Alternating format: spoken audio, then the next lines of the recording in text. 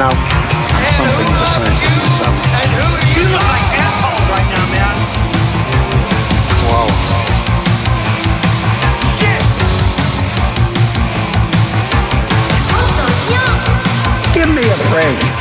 Come on, give me a break. Stop it. Wow, this is freak hell. Throw it all. Inject it. Put it in me. Live from the New Kingdom, it's the OBDM12 podcast. Now, here's your hosts, Midnight Mike, Joe, and Gretchen. Yes, yes.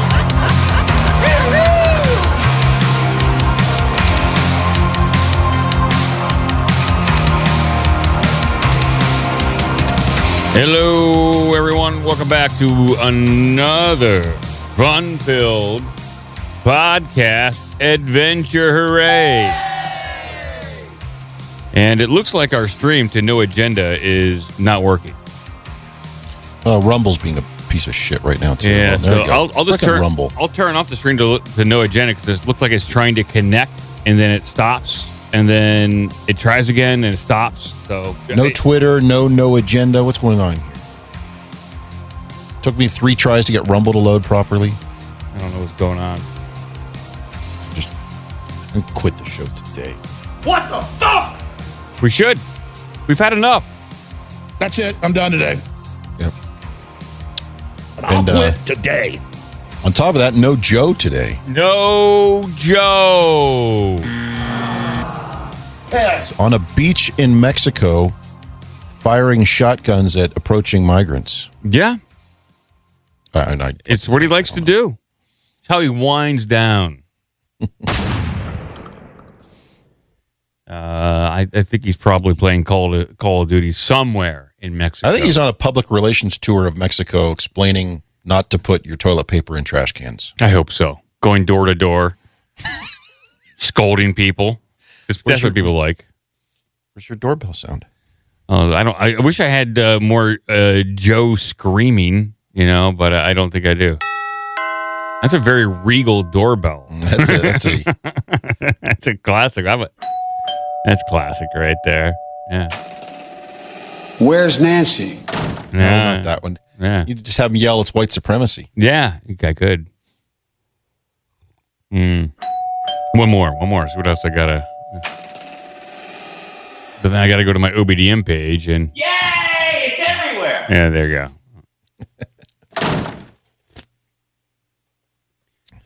Oh boy, we have a lot of topics to get to today, and we have a lot of people to thank for supporting the show. We'll get to that. There's a lot of things going on. The Olympics are kicking off in Paris, in France. From most of the world, allow me to say whoop-de shit. It doesn't seem like no one cares. It doesn't seem like a lot of people give a crap. They don't give a hoot about the Olympics anymore. Who gives a shit? Who gives a fuck? Pretty much. The most significant thing that people are talking about on the socials, the socials is the socials is on the social. The opening ceremonies. The opening ceremonies of the Olympics. They always do some pretty crazy symbolic things. 2 hours of a guy wagging his dick, right? Not far off. I'll play some videos of it. Now, I think back in 2012 or maybe 2000. I forget. They had like this very eerie, symbolic like opening ceremonies where it featured doctors and nurses and all that kind of stuff. And it wasn't the one in China. China was 2008. London 2012. Yeah, it's 2016. I think 2012 had all the doctors and nurses and all that kind of stuff, which is kind of weird because we had COVID and all the doctor worship that went on around that. And now we have the 2024 Olympics in Paris. And I'll play some video clips. These are being taken down on Twitter. So hopefully the links I have are still alive and we can view them. But it looks like NBC is going through and doing copyright strikes on anybody sharing these clips. And What if you got it from someplace that's not NBC, huh? I think NBC is the only one. I think they have the license. No, they broadcast all over the. Tony's down there for us. Tony, one of our OBDM mods, is there broadcasting this shit. He doesn't work for NBC. Well, it looks like a professional grade camera. So we'll see. No. I mean, he works for one of the other networks. He contracts out as one of the. Sure. I think Sky News. I don't know. Tony, who the hell do you work for? You might. But He's probably sleeping. Here is the first clip I got of the Olympics. And everyone's tweeting about this. Now, people listening at home, I'll do my best to describe what we're looking at here. You're going to think that I'm making this up. You're going to think like, oh, there's no way Mike's describing to something that he's inventing out of his head, or he's watching a cartoon and describing a cartoon. This was like CERN level nonsense as far as like these ceremonies. Yeah, you'll think I'll be describing an episode of the Smurfs, but I'm not. This is what is going on at the Olympics in That Paris. one where Gargamel had to do his taxes. If only if it was that mundane, but no. What we're looking at, before I even play the clip, we're looking at what I believe to be a blue gentleman with a yellow beard wearing flowers. He's virtually completely naked beyond like a banana hammock, and he's holding a microphone, and he's on his knees, and he's gyrating, undulating, and it sounds a little like this.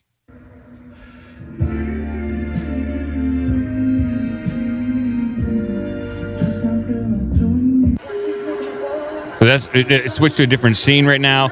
Now there's a woman on screen dancing, but she has a full beard on.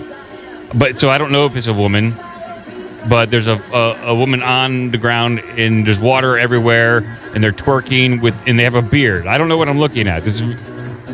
We're all confused. And then there's a woman in a wet as a painter. So there's a lot of shenanigans, a lot of symbolism, and obviously, the Last Supper here is poking fun at Christianity. They hate Christianity. They're not a big fans of Christianity, especially with the mixing of the genders, with very provocative clothing, but mixing having bearded women essentially is what we're looking at. Bearded women, and they're gyrating and they're trying to be very sexy.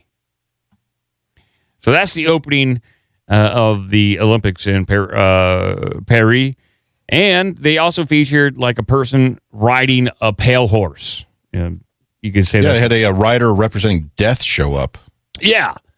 So that was cool. I like a lot of and then they had a laser light show with the Eiffel Tower. Laser Floyd, man. It was an incredible opening ceremony. Very crazy. But I don't know anybody who is trying to watch this thing. I think you have to sign up for the Peacock streaming service, which is the NBC streaming service, if you want to watch every event. But I don't know anybody who's really that excited to watch the Olympics. Probably not many people. Well, and to your point about the opening ceremony, how difficult is it to say we're going to have the athletes parade in, and we're going to have, basically a Super Bowl halftime show. We're going to bring out some musical guests, and they're just going to play popular songs, and people are going to come parade around, and we're going to announce everybody as they come by, and there we did it. But instead, they have to come up with this ridiculous shit. Yeah, it is pretty crazy what is going on, and they did it all. It certainly got the controversy, and they got people talking about it online. So I suppose they did their thing with all the dancers and everything. It's a black dude with a ponytail. Yeah, a lot of them were black dudes with a ponytail. So I mean, look at that guy. There's a lot, and there's a lot of symbolism going on with this, and who knows what this all really means. I'm sure there are some occult symbolism experts out there that will dissect this. I think Jay Dyer is one of them. I'd love to hear his insight on this. I don't follow him directly, or if I do follow him, he hasn't popped up on my feed. So I'd be curious to see what he says about all this Illuminati symbolism, which I'm assuming is Illuminati. So maybe that's bad on my part. general degeneracy, and the Olympic ceremony is supposed to represent the culture of the hosting nation, in this case France. So I think this the overall theme of what we saw in the opening ceremonies, if it's representing France, is that France is fucked. Balls. So yeah, that would be it. That all of French culture is now just boiled down to balls. They're coming for your balls. And speaking of symbolism and speaking of balls, we had some undercover super secret footage come out of the Bohemian Grove ceremony that took place, I would say late last week, maybe. Is this and this is more video, not the one that was the same weekend as Trump's assassination? This is more different video footage. Oh. So I'll put this on screen. More different. It's about 40 minutes long. You guys can check it out. Watch the whole thing. Yeah, we have time here. Let's just settle in. This is the cremation of care ritual. See here, I gotta actually send it to myself so I can play the audio over here. The original footage that Alex Jones did, obviously done on VHS tape, not super high quality. This looks to be shot in 4K, so that's good. We get some real good footage of this stuff. You can see vivid colors. You can see the beautiful torches and the beautiful flame rituals that they are performing. So here we go. I'll play this on screen. And if I see anything crazy going on,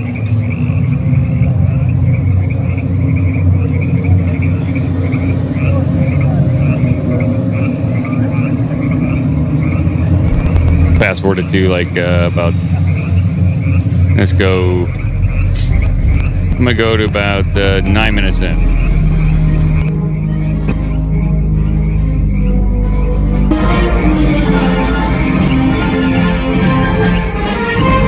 Here we go. They're marching. There's dudes or guys carrying torches. They're dressed in robes. And they're marching down a path, and then they're walking over to, I think, the giant owl kind of statue, Moloch maybe. And they got their torches held high. They seem very proud. And so this is, let me fast forward, maybe. So here is the, where they're speaking.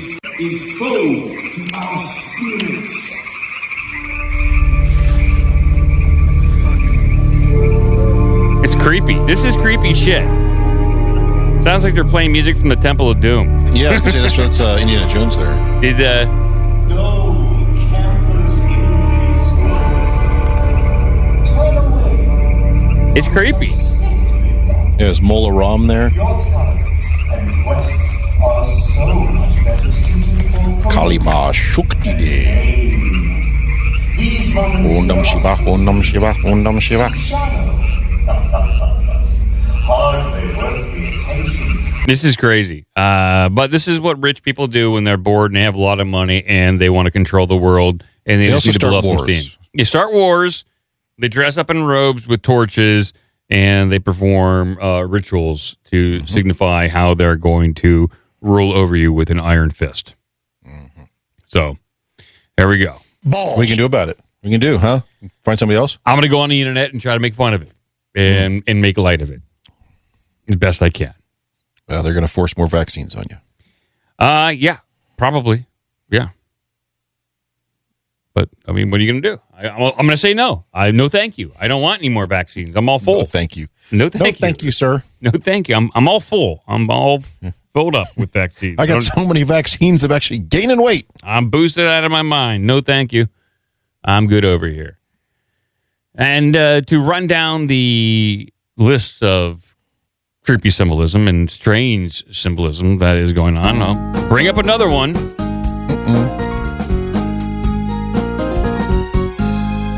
Netanyahu from Israel, the prime minister of Israel, was over here talking in front of Congress, trying to convince people to go to war with Iran, trying to convince people like this is good for you, it's good for us, Let's Good just for everybody. It's a win-win situation if we Win-win all around. There's no way we can't lose if we just bomb There's the hell out of no Iran. downside to this at all. More war. And that's essentially what he was trying to convince the United States House of Representatives of that.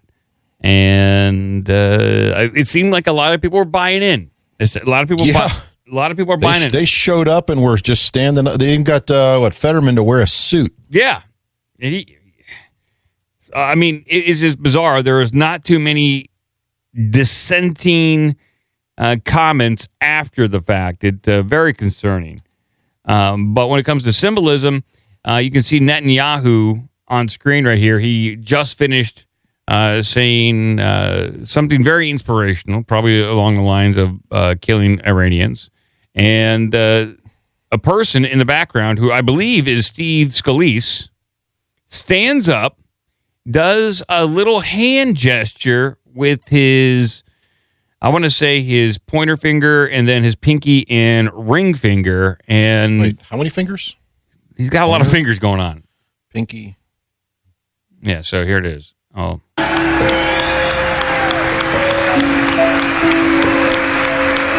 It's right there. I'll pause it on screen. It's paused on screen right there. And people are saying that this is some kind of super secret hand gesture. So he has I see in the back there. His index finger going in between his pinky and ring finger.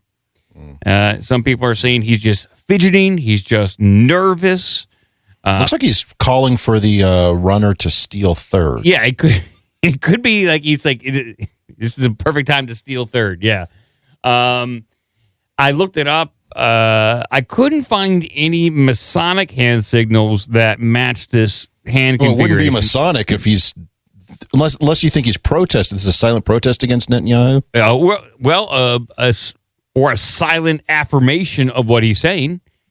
Not if it's Masonic. Well, we don't know. But Scalise, by all accounts, he is a Catholic. He went to Catholic schools. He is a representative of the state of Louisiana. And so it looks like he is a Catholic. That doesn't mean he's not also a Mason, too. But it doesn't look like this follows any traditional, old-school Catholic hand symbols, anything that is Masonic. So I'm open. Is there any sort of dictionary of occult hand symbols? I'm trying to find one. I kind of need it. I want to know if this guy's just fidgeting or if he is being blatant. Because as the camera is right there, it's very difficult to miss the hand signal. So sure wasn't. He wasn't trying to give the secret hand gesture for the Van Buren boys. Maybe. But who is the second president of the United States? Do we know who that is? Because he has two fingers. Two fingers. Tom Pappard. It's not Tom. Tom Pappard is not the second president of the United States. I think it's TJ. So more mystery and intrigue right there. Do you think he's trying to spell John Adams? I mean, is that what he's doing there? Well, maybe it's a symbol for the Twin Towers. Maybe he's letting us know that Israel did the Twin Towers. Israel did 9/11. Maybe that's what he's saying. He's like, I don't trust this guy. He did 9/11. Maybe. But very concerning. Very concerning. When you have hand symbols like that and trying to talk us into going to war with Iran. And I don't know. Who do you think? If Kamala gets in, will she be more likely to go to war? She'll do whatever people tell her with Iran, or will Trump be the one to take us to war with Iran? Of the two, Kamala will be much more apt to do that because she'll just do whatever people tell her to do. Yeah. You think you just fell out of a coconut tree? Why they took a shot at Trump there? So, yeah, I don't think Trump would like to go to war with Iran. He had plenty of opportunity, and he certainly he had the backing of Bolton at the time, and Bolton would go to war with his neighbor if he could. Yeah, but more importantly, especially if his neighbor was Iranian, and Bolton doesn't care. He'll dig up his grandmother and go to war with her corpse. Yeah, he does. I have to do it. Dude, he loves that mustache. So concerning things here, but while we're on symbolism, while we're talking about weird occult things, maybe folklore, kind of things like that, I will go over to my first article, my first subject here.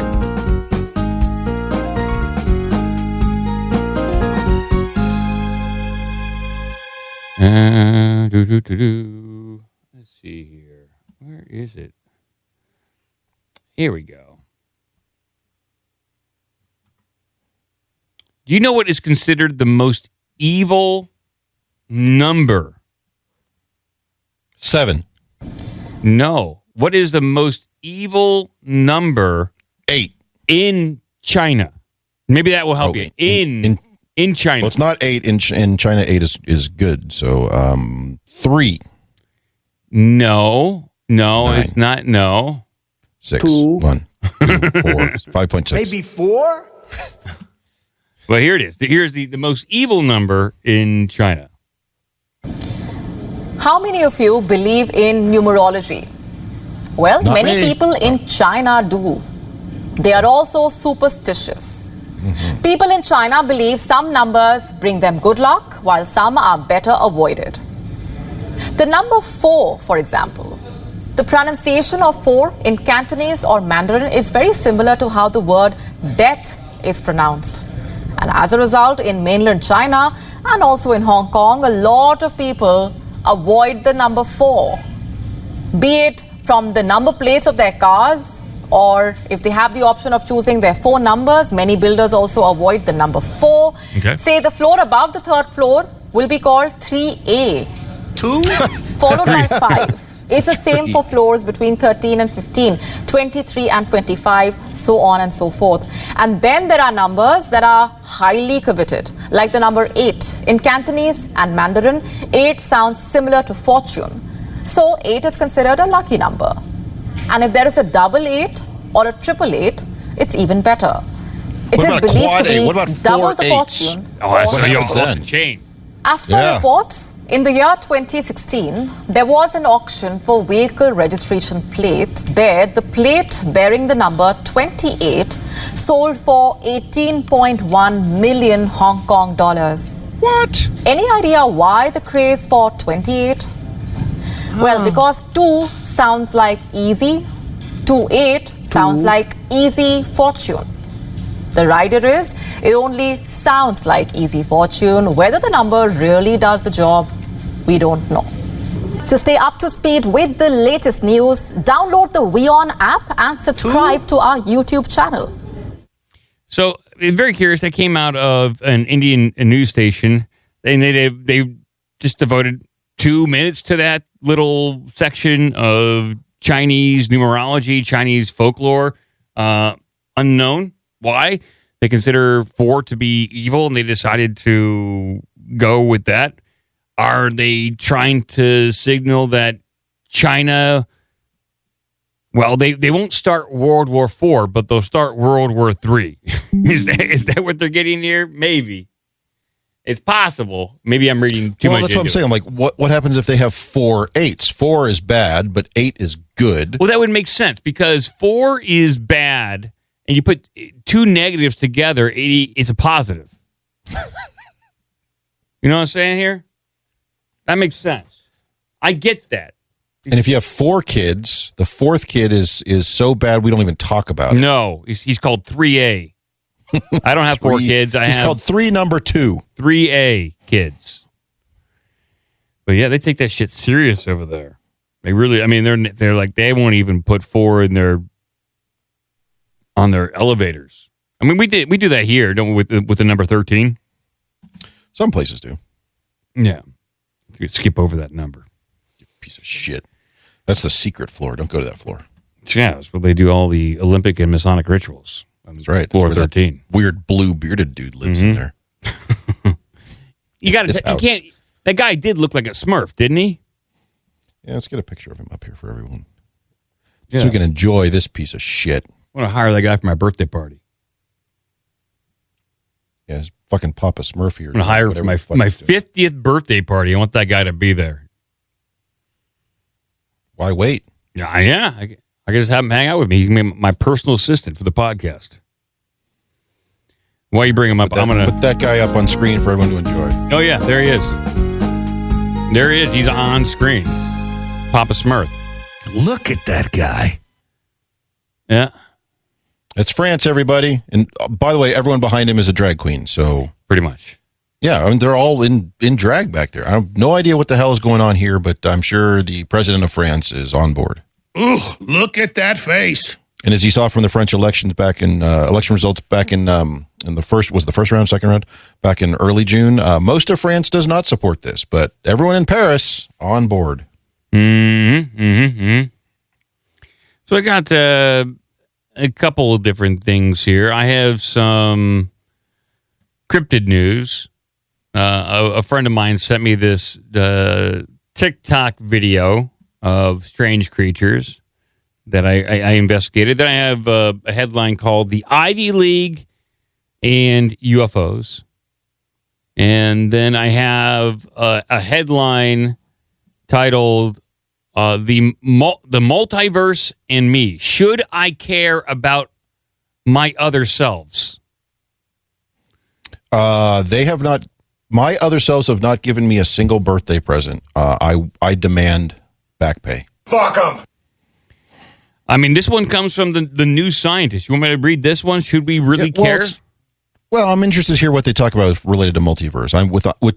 We've talked about this a number of times. I'm on board with the multi-dimension multiverse theory. Okay. I think that's a good way to go. So I'm curious what their take is on their other selves out there. Okay, there's like a little YouTube video about a minute and a half as a little primer to this. I will play it. Maybe this will help explain the multiverse. I don't know. Maybe it'll confuse people more. Here we go. In the quantum world, nothing is for sure until you measure it. Instead, a particle exists only as a collection of probabilities determined by a wave function.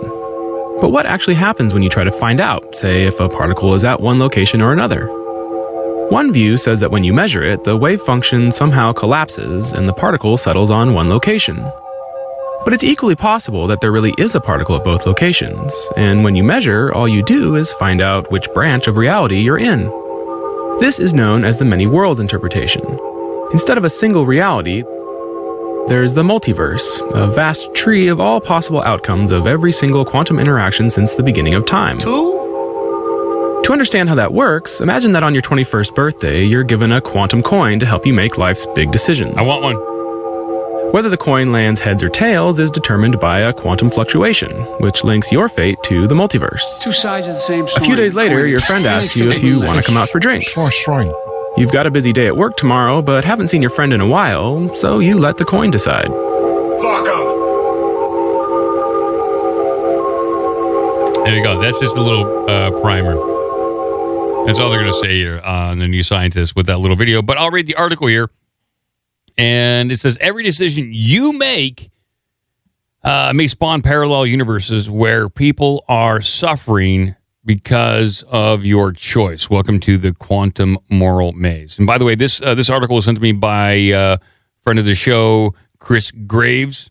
He has a podcast called, I think, Digging Graves with Chris Graves. He could actually use some help. The guy, he contacted me. He's currently living out of his car, and he is trying to get enough money to get out of his car. So I'll post links in the podcast description if you guys want to help out and donate some money. He has a great podcast, and he's been on Union of the Unwanted many times. He's a solid dude.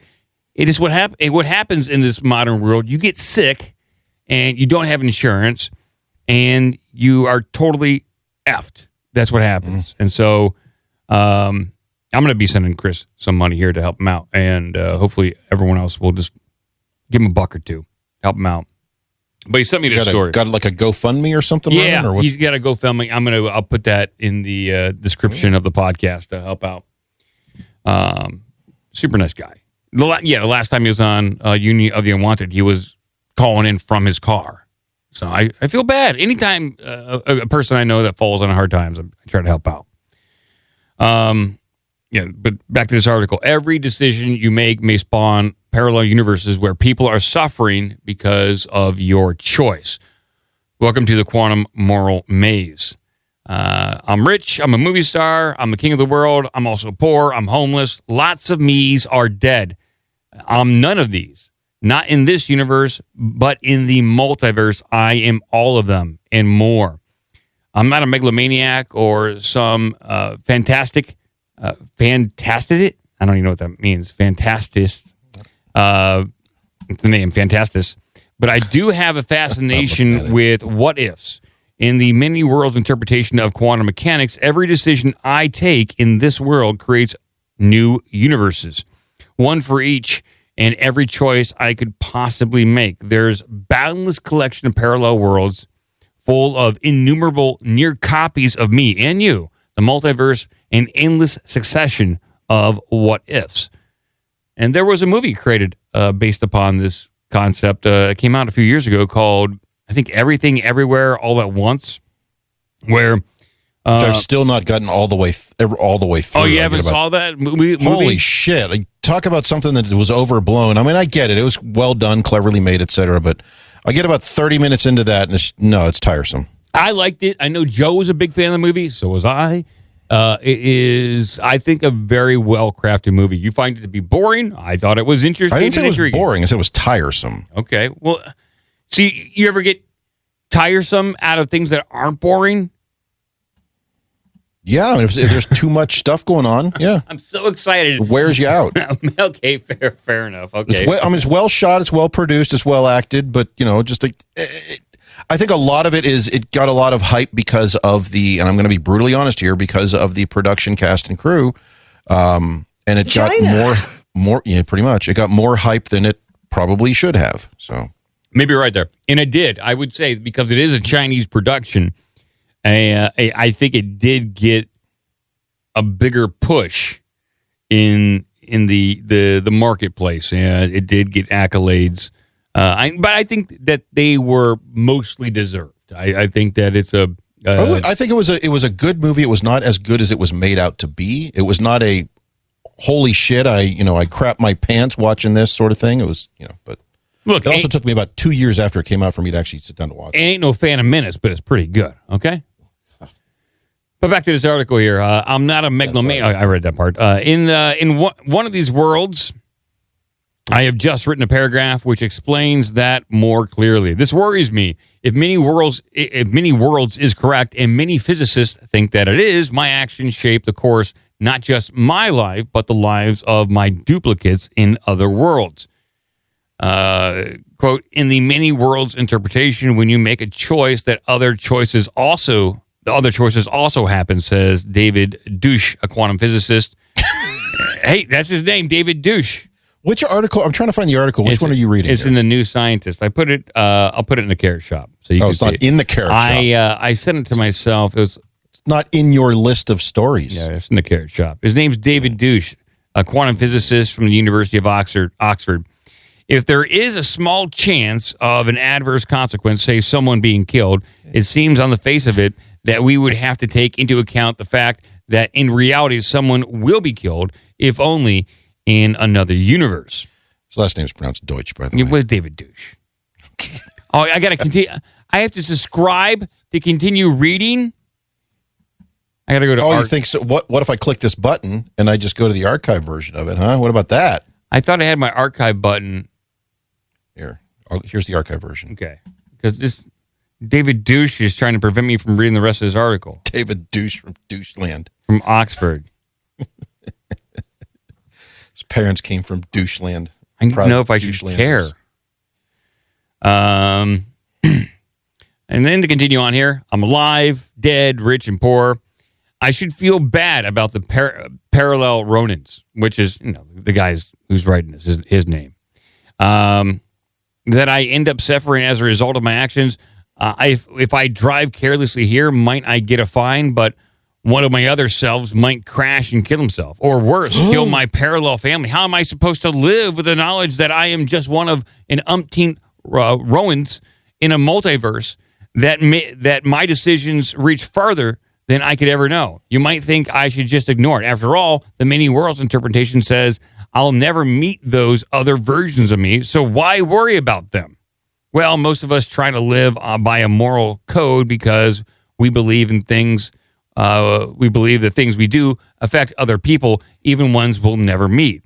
We worry about how our shopping habits affect workers in distant countries, about as yet unborn generations suffering from our action or suffering from our carbon emissions. David Douche points out that we readily accept that attempted murder has moral implications, albeit less serious than the actual murder. So why shouldn't we afford some consideration to our other selves? So, okay. Before I continue why is the concern always that the other people need something from us? What if you need something from your other self? Yeah, what if my other self is really fucking up my life? Like, why am I the driver in this reality here? Why isn't there a super Mike out there that has made all the right choices? And but how do you know? I made it this far. I like to believe, and I do feel that I am mostly happy. I have a good life. Am I the Mike that made all the right choices to where I made it this far? And this is like, as for me, with my average intelligence, average looks, and ability, this is as far as average Mike can go. I've made all the right choices, and I'm topping out right here. All the other me's out there, the parallel universes, are but pale versions of me. And I don't know. So I inherently am making the right choice for top-notch Mike, which is me. But in this... Top-notch Mike. Yeah, because I made it here. I'm happy. Are you saying there's other Mikes out there that made better decisions? I think not. Which Mike goes by Crypto? Crypto, that was also me back in high school. Well, so is there a version of Mike that continues to go by Crypto? Probably. It probably is. Maybe he's And is that what impacted you going into cybersecurity? Yes. Maybe. Some push from the quantum universe there, huh?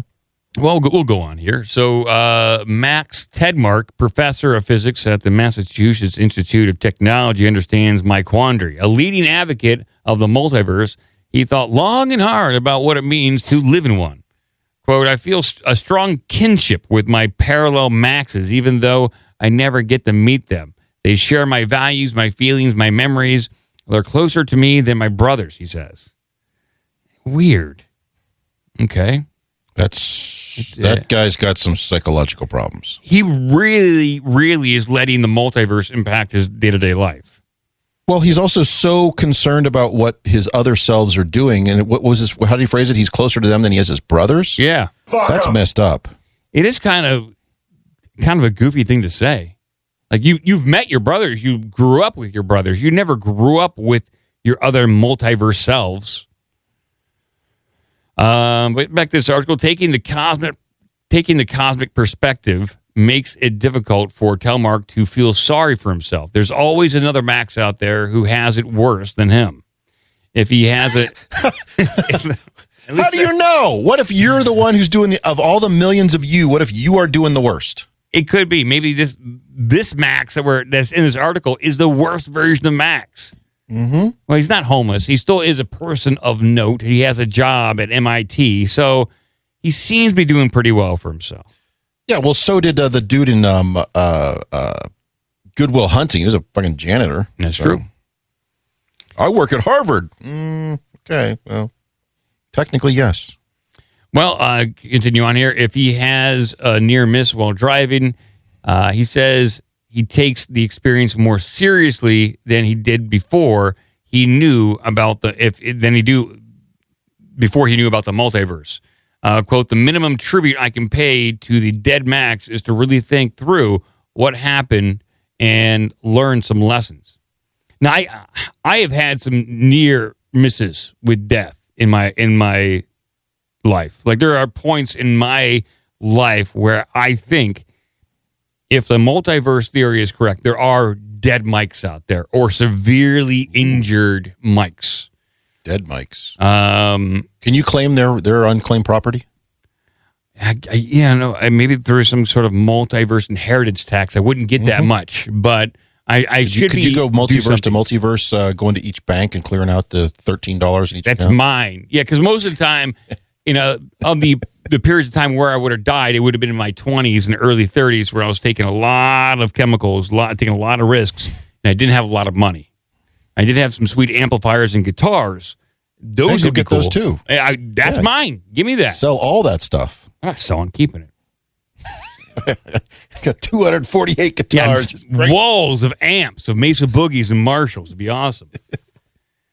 But yeah, there are points in time where I probably should not have. I think I probably would have died in a multiverse. I probably I probably would have. Can you share an example of a time that you skirted death and just avoided it? Yeah. So there's one time where I was drinking. And I was just going crazy in this house party. I was just going out of control. And then I stumbled out of the door, and there was a drop off. And right below at the bottom of the drop off was a rock. And when I fell, my head fell like right on top of the rock, but I was aware enough, and I picked my head up. So I just barely missed slamming my head down on the rock. And the brunt of the force that hit the ground was like my shoulder and back. And I was so drunk, my head I shouldn't have been that tense when I hit. I shouldn't have been able to keep my head up above the rock. And that rock was pointed, like it was sharp upwards. And I probably would have cracked my skull right through my temple very hard. But somehow I escaped that. And that's when my friend Scott picked me up off the ground and scolded me for being too drunk. Did you land on Scott, or did you land on the ground? I landed on the ground, but it was a hard fall. And had I whipped my head down to the ground, that rock would have bashed my skull in. There are a couple car accidents. There was one where I easily could have been in a car accident at the age of 15, where my friend Nick was. He had his brother's car, and we were doing 100 miles an hour in the back roads of Ohio, trying to get air off these jumps. Okay, now it makes sense. And I've done that. Yep. It was me, my buddy Mike, Nick, and my buddy Phil. And as we launched off of this piece of road that would get air, another car was coming the other way. And had Nick been just a split second difference, whether he put on the gas too much or not enough, we would have went head to head with this other car. It was going 60, we were going 100, we would have all died. And because none of us were wearing seatbelts. Of course not. And yeah, why would you? You're 15. Why would you do that? Why would you wear a seatbelt? Well, and if you're trying to get air, you want to experience the air. And we did get air. Like, I remember being in the air, the other car almost passing underneath of us. It was insane. It was like, not like completely. Them Duke boys at it again. We were on the right side of the road. It was on the left side of the road. But I remember, like, that car on the other side of the road must have been like, what the hell is going on? And either swerved a little bit to miss us. It was insane. And I probably should have died there too. Is this footage? I have a GIF up. Is this footage? Let's see. Let's see if that is it. Yeah, that's pretty much it. Not that much air, but it was absolutely insane, and it scared the hell out of me. Y'all better not go to the refrigerator now. Now, if there's one thing them old boys love better than a race on the track, it's a chase on the road. That's crazy. If you guys got high enough in your car to look down at another car. No, we probably got a foot of air. Seriously. You just said you were looking down at another car. That's what it felt, because this car was coming up the slope, and we were jumping down the slope. And so they're probably... Can't use that word. Yeah, sorry. But it felt like that. I know it wasn't like that. We didn't jump over a car, but it felt like that when you're 15, you're looking back on this thing. It felt like we got more air than we actually did. We probably only got like a foot of air, but a foot of air in a car going that fast is quite significant. So yeah, I probably should. That's when in the alternate universe, the young 15-year-old crypto did die. Probably.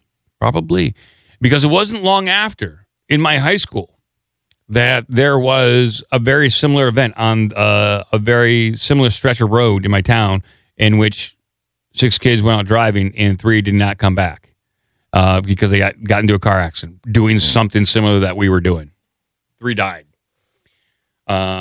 Which is significant. When you have a graduating class of 120 kids, when 3 of them died, you notice. People take notice. You notice those kind of numbers. People not showing up. What about you, Cratch? Did you ever look back and say, I could have died there?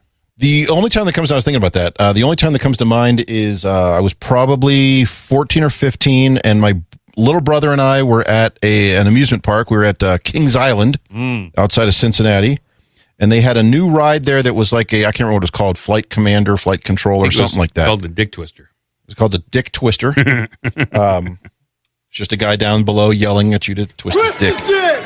And the idea with this ride is one of those kind of almost carnival style rides where it just lifts up and it's 2 people in like the little cart car, whatever you call it, that would go around, but you had a controller that could allow you to flip and turn and do all that stuff. And we started turning upside down, and both of us about fell right the fuck out of those harnesses. It's like the roller coaster style. They only came over your head. So you went upside down, you fell right the hell out. Dude, yeah. We were scared as shit for the rest of the ride, and we kept that thing as level as we could and didn't touch a damn thing, and we never went on it again. And I think that was the same one that a couple people did fall out of a few years later and did die, and then they tore the thing down a few years later. It was only open for like 2 or 3 years. It is so bizarre that some of those roller coasters, they put like a bar on your lap and like, yeah, that'll hold you in, you're fine. Like, no, hold on to this napkin, it'll keep you safe. It's like, no, we're going to die. Well, on the other hand, I do recall at the exact same amusement park, I think it was that one, going on the older wooden roller coasters, which just have the bar that come down over your lap, and you would deliberately hold your legs up when they were latching it, so it latched way above your waist so you could deliberately get out of it during the ride. And you could get air. That was the point. It's like, so I want to hold on to this so I can get air. And wow, how stupid we were. My God. Okay, back to this article. We'll read a little bit more of this. Let's see here. The multiverse physics has the same kind of experimental basis as dinosaurs. That's the one little quote here. Ted Mark, the guy from MIT, is obviously a multiverse believer. Once he would have been an outsider when Many Worlds was first proposed by Hughes Everett, then a graduate student at Princeton University. It was met with scornful reception. Everett struggled to get it published and eventually left academia in disgust. Wow, he was drummed out of academia for the multiverse. Now that has spawned countless franchises of creativity. You have the Marvel franchise, you have movies that all use the multiverse hypothesis. Yeah, now everyone's on board, but back then, you get out of Princeton. Get out of Princeton. No more. But its elegant explanations for some puzzling quantum phenomenon have convinced more and more physicists over the past 50 years. Multi-universe physicists multi-universe physics has some kind of experimental basis as a theory that there were once dinosaurs. Okay. Wait, what? Multi-universe physics has some kind of experimental basis as the theory that there were once dinosaurs. I'm not reading sure what that means. I'm reading it right here. Is this like a misformatted sentence here? Let me open the article. Dinosaur. I don't get it. Oh, multi-universe physics has the same kind of experimental basis as the theory that there were once dinosaurs. Okay, so, but there's. So I'm not sure what he never goes into that and explaining why. I guess what they're saying is the only proof we have of dinosaurs is based on the fossils left behind. Yes. So the only proof we have of multi-universe physics is based on the echoes and things we can observe or see left behind. So there's evidence, but nothing conclusively proved. Okay. Okay. And nor can we avoid its consequences. Every time we make a decision that involves probability, such as whether to take an umbrella in case it rains, our decision causes the universe to branch, explains Andre Albix of the University of California, Davis, so UC Davis. In one universe, we take the umbrella and stay dry. In another, we don't and we get wet. The fundamental variable of the universe is, universal forces such choice upon us. There's no escaping them, he says. That momentous realization, we are living in a time akin to, I guess, what's it? I'm not looking at it. Hold on. Which one? What? Where? He says where? we're living in a time akin to when they realized Earth wasn't. Yeah, Copernicus living in a time when they realized the Earth wasn't at the center of the universe, and when Darwin realized that humans were not created separately from other mammals.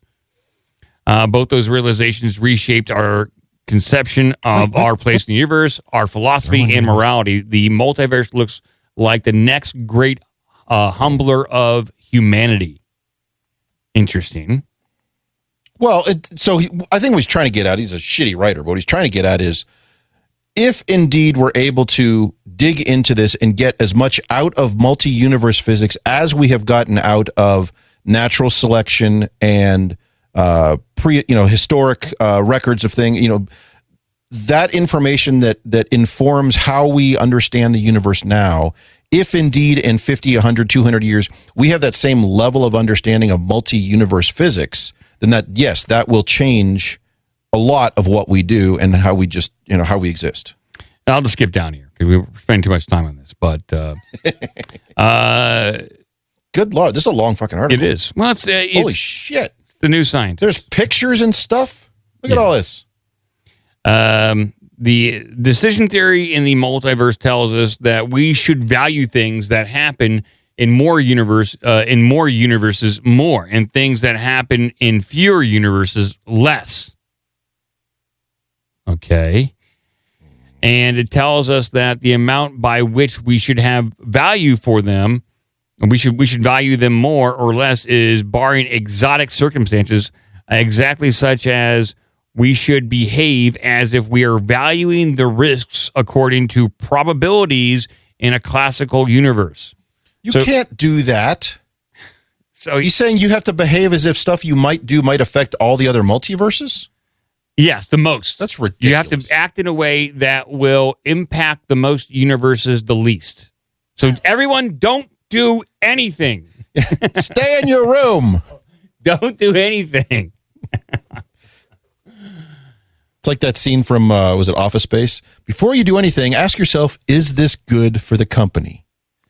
So you have to ask yourself, is this going to affect another multiverse? Yeah, and that gif you got up there of the three Spider-Men is based on the multiverse. That the most recent Spider-Man movie where they had every Spider-Man from every different franchise of it. Including the Mexican Spider-Man. I don't think that's true, but they should have. Missed opportunity. It really was. And I actually thought that was a really fun Spider-Man movie. But there's another YouTube on this. How long is it? I don't know. But I mean, I like the ideas, and there are people out there that obviously think this is a legitimate route to go down when it comes to physics and science. I think there are people. At least I've heard this proposed when it comes to time travel and building a time machine and going into the past, is that you can build a time machine, but it's going to go into the past of a parallel universe. Mm-hmm. Yeah, that you can't affect your past in your existence. You only can affect if you affect things. It's you're basically splitting the existence at that point. Yeah, and so hypothetically. Climate change is real, and we are destroying everything. Well, no big deal. We can build a time machine. We can build a time machine, go to the past to an Earth that is much more conducive to living before we ruined it all. And we can just kind of rinse and repeat, keep doing that, because in the infinite multiverse of Earths in this universe, what's the big deal? And I think that they are trying to make some time machines that operate like that. And how crazy. I'll just be honest. The trash compactor we have in our kitchen is connected to the multiverse. I've been throwing my trash into the multiverse for years. It's great. I like this idea as an explanation, for time travelers, supposed time travelers like John Teeter, where John Teeter, who called into the Art Bell, he didn't call into the Art Bell show, but I think a person representing John Teeter called into the Art Bell show numerous times. Stating that he was a time traveler who originally went back to like the 1970s to get a specific computer part from, I think, an Amiga or an IBM computer. That's right. It was after some massive nuclear war or something. And that John Teeter was sent back, and he stopped off at his family's house in the early 2000s to say hello, and he gave predictions about the future, specifically about like a civil war in the United States breaking out right around 2008, 2012. That didn't happen. At least not in this multiverse. Yeah, not in this one. It could have been in his. Yeah, it may be a real thing. Or maybe he was successful in his mission. Mm-hmm. Yeah, maybe. And that fixed everything. Mm-hmm. And speaking of the multiverse, there is a new movie that is out called Deadpool and Wolverine. Are you going to go see this one? I'm sure I will see it eventually. I don't think I'm going to go to a theater. Yeah, I know some of my friends are going to go see it, and I would like to see it at the theater. It's got Hugh Jackman, and it's got Jack Human and Ryan Reynolds. And so far, at least according to Rotten Tomatoes, it's got is it out? About 80% fresh, and from the tomato meter. And then the audience score is 97%. Yeah, it came out on Thursday night. It's now playing in theaters. To be fair, you can't judge audience scores initially because, to your point, your friends are going to see this. All the fans are going to see it right away.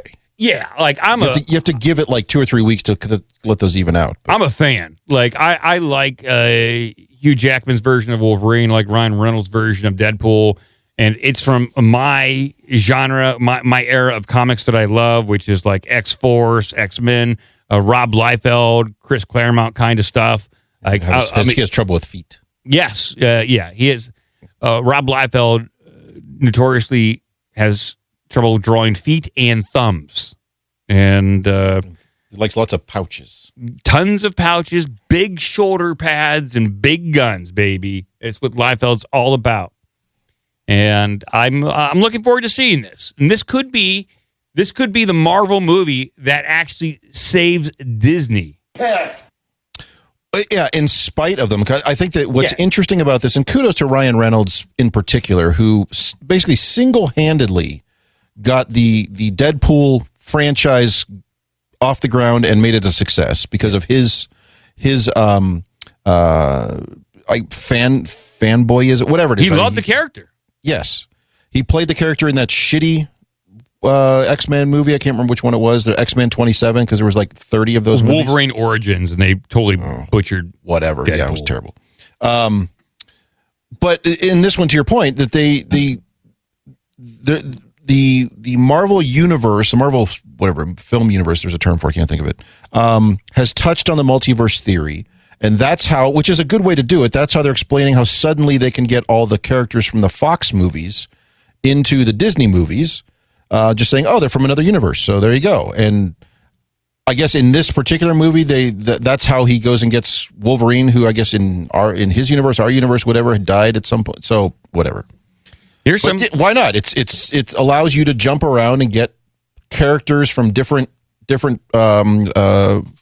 actors, different films to all play together. It makes the most amount of sense for the studios is the multiverse because it has the most stories you can weave. It's only confusing to the consumers and viewers if you're not like paying attention. So, well, weren't there famously comics that were like X-Men versus Star Trek and stuff? And yeah, you had crossovers, all these weird crossovers. Like that. You had stuff. So why don't like they do that movie? I would love to see X-Men versus Star Trek. I would love to see like Captain Picard, Worf versus Wolverine. Who would win? Oh my God! Let's see Captain America versus the Borg. Oh, that would be crazy. So stupid. And And there are YouTube channels devoted to this kind of stuff. There are YouTube channels that have, what if Star Trek invaded the Star Wars galaxy? Who would win? Would it be the Imperials winning against the Federation? And they do like multi-episode plots and synopsis. Well, who wins? Don't leave us in suspense here. Star Trek, Next Generation. They have better technology. They have transporters. They have warp technology.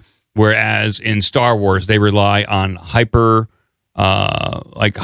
lanes, predefined lanes that they have to travel. I thought hyperspace in Star Wars was they used the lanes because that's what's what do you call it? They've already navigated. They've already mapped. kind of pre-mapped the distances and the safe places to travel. Yes. But with Star Trek's warp technology, they don't care if things are mapped or not. They're just going to go to that point. Because they make a warp bubble and make the entire universe warp around them? Pretty much. And their phasers are superior, photons, torpedoes, and just the teleporter technology is superior to Star Trek and or to Star Wars. So Star Wars loses every time. It's been thought out. This whole tabletop think tank has been dealt with on YouTube. Yeah, all these failed scientists got kicked out of Princeton are working on it. Yeah. But let's move on. I think I want to try to thank some people over here. Oh yeah. I think it's time to thank some And then we people. got to take some phone calls. Yes, we will. See if I can get over there and thank some people. Some big people. Me. Get this going right here. What is happening over there? It's crazy. Everything that's going on over here is insane. Did you just move to another universe? Yeah, I did. I'm in the second multiverse for OBDM. And we're going to lower the drawbridge of donations right here. And we'll walk around it. Look, there we go. Walking over the drawbridge. Slap the donkey of destiny. Break a window for good measures. Open up the garage door for everyone. There's Bogey. Mr. Mustache. Just pop a hot pocket in the microwave right there. There's a chicken of courage right there. And let's just start smashing windows while we wait for our hot pocket. And I want to thank Josh L., Jim H., Robert K., Richie, Travis H., Barry S., Nixer, Kent W., Jules, Rachel G., George T., Awake Jake, Gung Ho. Thank you, Gung Ho, for being a part of the magic over there. And we have Juke Joint, Gabriel, Jake H., Yobin, Stephen M., Joshua O. We have Short Fuse. We got Jackass Chris and Samantha D., Ted K., Zach M. Ted Kaczynski? Not Ted Kaczynski. Well, maybe. He just goes by K. So Ted K, maybe it is. We got Russell D., Joseph F., and Andrew A., and then Darren W. And also Staple Gun. We got Staple Gun. So if I miss anybody, I'll get another round going. And then over there on the PayPal, I'm not done smashing glasses yet and windows. We have people on PayPal donating. Trying to get the list open. I hate Excel. Excel is the worst when it comes to organizing stuff. I need to write some Excel formulas. But we have, over there, we have Andrew G. Thank you, Andrew. We also have Tom V. Says, long overdue, but some holiday money regards. And that's Tom Tomsky. Thank you, Tom Tomsky.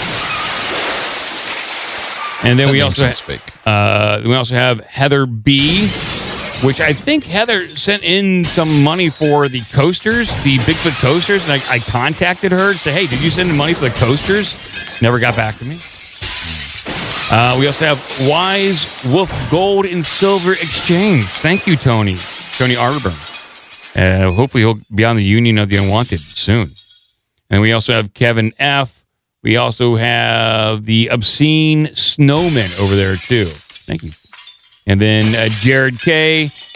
And I think that does it. No, Tyler Tyler F. Thank you, Tyler. And Noisy Kitchen. It is a noisy kitchen. Yeah, thank you. And so thank you, everyone. If I miss somebody, I will do another round here soon. And stop smashing glasses and close. I got to clean all that up, by the way. This is ridiculous. Close the garage door here. You just break the glass. I have to fix them all. I'm sorry. Replace all those windows. It's a lot of work. Just come into my garage, breaking my shit. A lot of glasses. A lot of windows busted. But we will open up the phone lines right now. Did you greet the Donkey of Destiny? I did. I did slap the Donkey of Destiny. Let's make sure he's okay, though. Where's my Donkey of Destiny? I may have missed it. There's the bear. Yeah, angry bear next to him. Hey! Leave that donkey alone. They don't like to be next to each other. They really don't. But we'll go ahead and open up the phone lines. Here we go. Go ahead and take the phone calls. Caller, you're on the air. Saturday Fun Day. It is a Saturday Fun Day. Saturday. Where's my Saturday? What's up, guys? Hey, what's going on? It's Lifeline. Yeah. Saturday. I'm pretty sure I had a paranormal experience last night. Oh, yeah? Did you almost die? Maybe in another universe. Good. Yeah, fuck that guy. So I live like maybe 2 blocks away from my mother-in-law, and she was over here helping us take care of the baby. And I went to walk her back home at maybe like 1 o'clock at night. And as we leave, some guy starts following us, like walking down the middle of the street, not on the sidewalk, like carrying something. I get to like the corner where we have to turn to walk kind of like down a private drive to her house, which is only maybe like a quarter block away. And he stops me and he goes, "Hey, Gandalf." And I was wearing one of those Mexican ponchos, you know? So I kind of did look like Gandalf, but he spoke perfect English. And here in Chile, that's like really rare. Spoke perfect English. Goes, "Hey, Gandalf, you got a lighter?" And I didn't have a lighter somehow. So I said, no, I don't have a lighter. And he goes, "All right, that's all good, man. What are you doing later?" And I was like, what? How is he speaking English to me? And my mother-in-law is next to me, like, with wide eyes, like, who is this guy? And I said, "I don't know, I'm going back home." And he goes, "You don't want to have one of these cerveza cristals with me?" And he was holding a 6-pack of cerveza cristal. Wow, really? Yeah. And you're not joking, are you? Not joking. 100% serious. Cerveza cristal. Cerveza cristal. He was like, you want to have one of these with me?" And I was like, no, I think I'm going to go home, actually. He said, all right, it's all good, man. So I walked maybe the quarter block to my mother-in-law's house. Once she got in the door, walked back to maybe, I don't know, have some with him. And I'm looking all around and he's gone, just vanished into the night. It was not even a minute later. Now, why do you think he called you Gandalf? Just your poncho, or do you have a long beard, or do you have a wizard staff you carry everywhere? Long pointy hat. Yeah. I actually left the wizard staff at home, but I was wearing a big poncho with the hood on it. Huh. That kind of does get a little pointy. Okay. But the fact that he spoke English. Yeah. I'm the only gringo here. There's no. And yeah, so out of the blue to ask you for a cigarette or for a light in English is probably, you wouldn't do that. That's atypical. No. And I was speaking Spanish with my mother-in-law walking back to her house. Like, we were talking about, I don't know, graffiti or something. Like, oh, why don't they clean up these streets or whatever. But talking about graffiti with your mom? No, with my mother-in-law. With your mother-in-law, okay. Just like, oh, man, they built this a month ago and there's already graffiti on it. Like, oh, yeah, this I'm shit just going to sucks. say it. I'm going to go out with whatever, a bunch but of we're spray paint speaking in tonight. Spanish. There's no way he could know that I was speaking, that I could speak English. The big things that can be seen on the highway. Do you tell your mother like you're going to tag stuff, big things that can be seen from the highway? I already tagged Penis Man all over the place. Do you really? So you're the Penis Man of Chile? Yeah. Nice, I'm waiting to be on the news. Yes. Penis man. Penis man going international. Wow, yeah. There's a lot of us out there. Yeah, so I don't know. It freaked me out last night. That's definitely an interesting encounter. I would say that. I don't know, paranormal, but definitely creepy. Definitely creepy. Yeah, on the edge. Yeah, on the edge of paranormal. I'll give you that. He was outside my house. As soon as we walked out, he was on the street walking that way, carrying a 6-pack of cerveza cristal. Was he gonna go watch Star Wars? Probably. I should have asked. You got to ask more questions. I know. Why do you speak such good English? Why are you following Which Star Wars movies are you going to watch? Yeah, which Star Wars movies do you like the best? That's why I wanted to put my mother-in-law in her house and then come back and then maybe have a beer with him or something. Sure. But he was gone. Disappeared. Well, in the multiverse, another you took that guy up on his offer and got murdered. So Exactly. I think that was a near-death experience. Mm-hmm. You almost ended up as some dude's lampshades. Some Lord of the Rings lampshades here. All right, Lifeline. Right. You got anything else for us, buddy? No, I got one more thing. In Venezuela, they're having elections tomorrow. Oh, good. Which they have a kind of like a dictator, Maduro. All right, everyone go out and vote. And he had a giant drone show of his face looking down on the city. I don't know if you saw that. And it did not. So he hired a bunch of drones to create a portrait of himself looking down the city? That's creepy. I wouldn't vote for that. Very creepy. Hopefully Trump doesn't see that and say, I want that. Hopefully Trump doesn't do that. Yeah, it's bad. I can see it happening, though. Looking down on New York. Yeah, Trump's like, that looks good. I want that. I'm coming to your house. Past week. For once, it's looking like he might not actually win. Like he has a lot of opposition, and his opposition is a woman, so he can't murder her because if you murder a woman, you lose all credibility. Yeah, it looks bad. It does. Yeah, that Gaddafi theory. Yeah. So he might actually lose this one. We'll see, though. Okay. Well, I mean, it's interesting either way. So, hey, I appreciate your phone call. We're going to move on and get some more people here, buddy. Yeah, man, blow me up. Thank you. Bye. Bye-bye. I put a video of that drone thing in Carrot Shop. It's on Instagram. It's not high quality, but it is there. Okay. Caller, you're on the air. What's up, guys? This is Ted K. You just read my name off, and I'm glad. Ted Kaczynski. Yeah, is it Ted Kaczynski that we're talking to? Because we think he's dead, at least in this universe. Ted Kaczynski from Beyond the Grave. What's on your mind, man? Well, a lot. I guess this is going to be a really roundabout way to get to whatever I'm trying to ask, but I know Joe's talked about it before, and I forgot he wasn't going to be on today, but you guys know Joe pretty well, and he's talked about, never met him. How do you get by with knowing how fucked the world is and who runs it, and still, you have to get up and live in it every day and act like everything's normal, and everyone thinks you're crazy, but you're not crazy, because I'm a pretty normal guy, but all that to say, I'm a normal dude. It's in the Navy. I did a tour at NSA in Washington. I know how the sausage was made, and so now I'm kind of on that other side of like, yeah, okay, all these crazy people are actually right about everything, but you still are stuck in this world. You know what I mean? Like, sure. How are you supposed to reconcile those things? Well, I actually had this conversation with my wife not too long ago.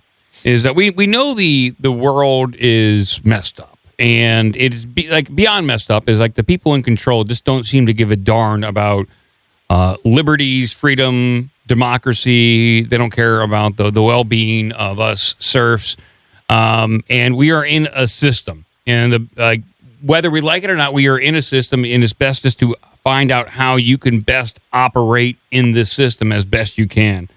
It's not.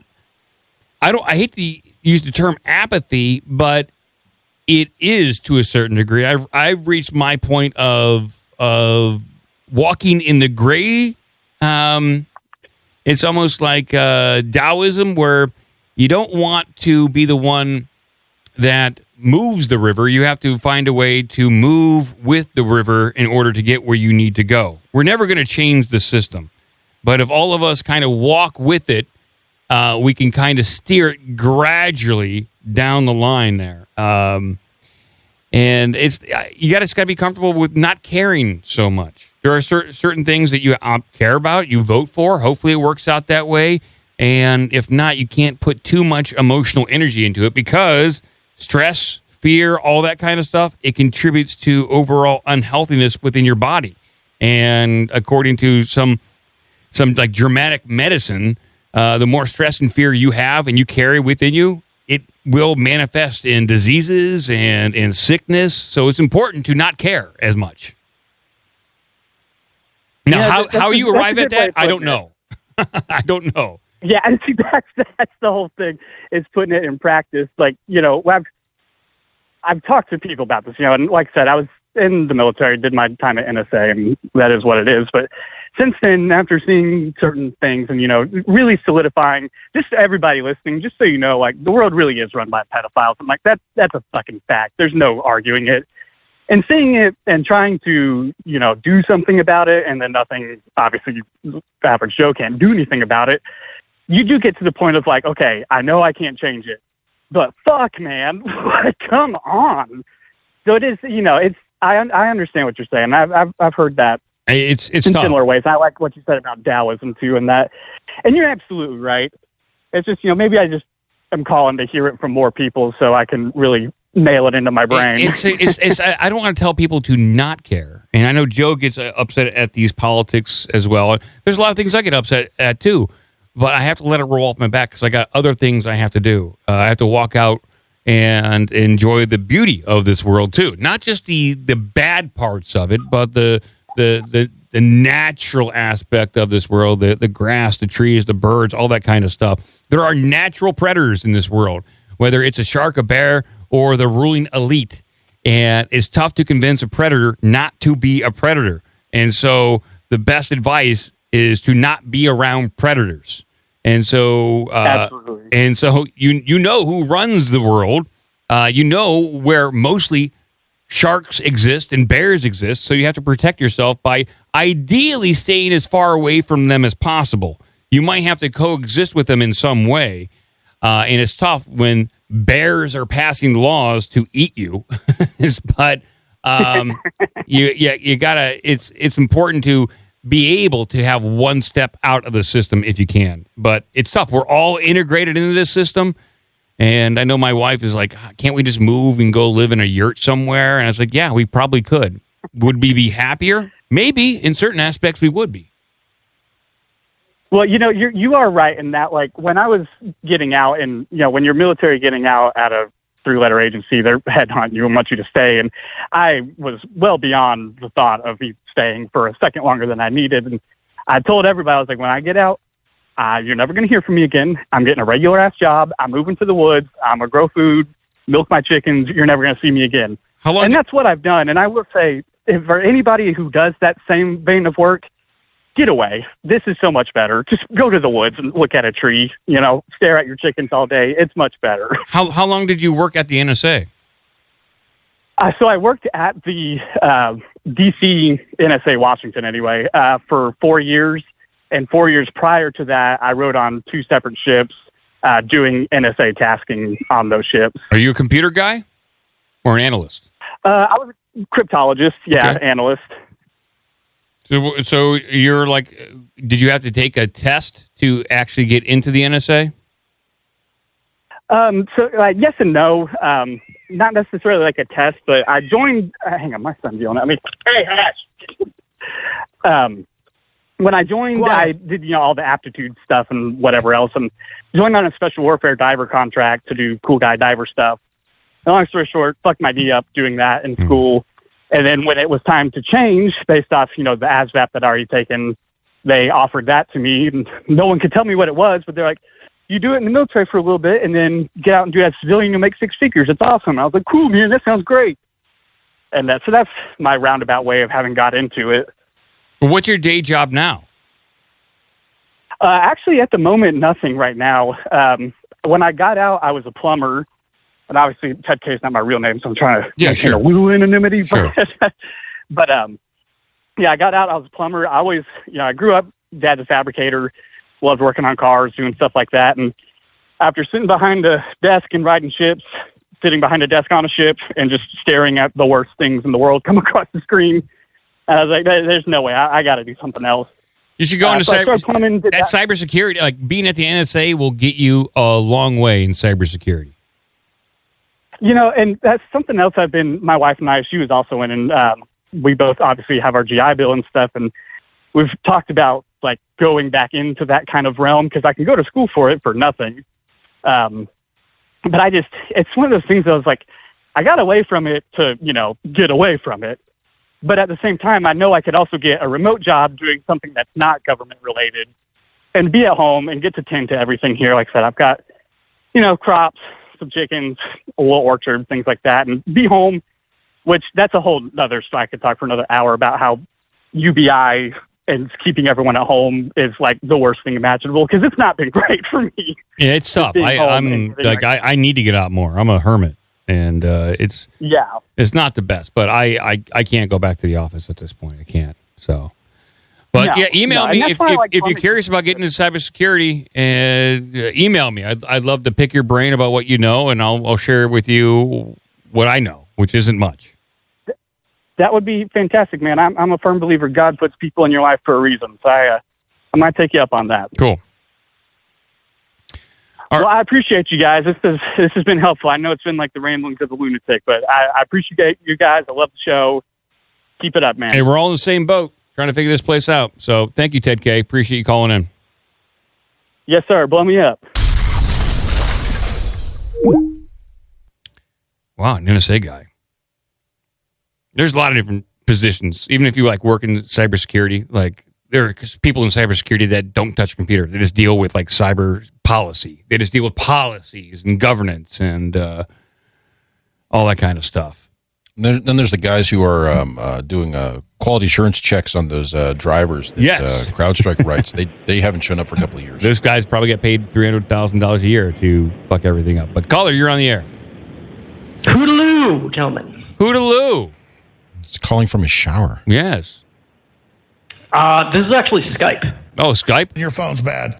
It's not bad. Yeah. I mean, it's I've heard worse, but go on. Your phone's a little muddy. Get up close to that. Is this Rob from Pennsylvania? Yes, sir. Wow. You got it. Good Lord. Are you in the shower? Your phone's bad. Half in, half out. It's not bad. He's got a nice room reverb quality to it, so it's nice. It feels like we're in the room with you. I mean, yeah, okay. All right, so I'm just on a basic USB mic. Nothing crazy. Okay. I didn't break out my Rodecaster or anything. So anyway, I got a quick story for you. I guess it's kind of a deja vu / multiverse story. Okay. So last year, I went to a concert and I met a person, a youngish, mid-30s kind of lady there. When I had ran into her at said concert, I was waiting at the merch table, and she came in with her husband, which I assumed was her husband, and she was having some kind of spirited conversation with him, and pretty much he said to her, "Look, you get whatever, and I'm going to go get the drinks," and he ran off.